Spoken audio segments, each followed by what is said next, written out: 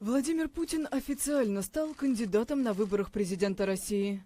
Его удостоверение во вторник продемонстрировал журналистам Сергей Кабышев, представитель инициативной группы, поддержавший выдвижение главы государства на 4-й срок. Решение Центризбиркома о регистрации Путина вряд ли кого-то могло удивить.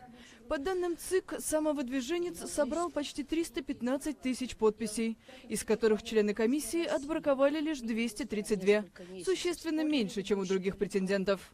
Впрочем, глава Центризбиркома Элла Панфилова сообщила, что шансы у остальных кандидатов пройти регистрацию также очень велики.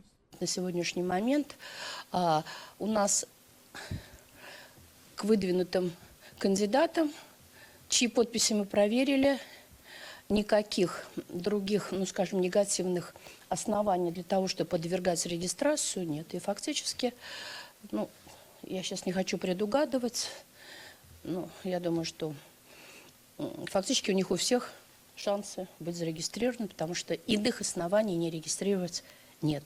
В список кандидатов уже внесены представитель КПРФ Павел Грудинин и лидер ЛДПР Владимир Жириновский. Выдвиженцы от парламентских партий освобождены от сбора подписей.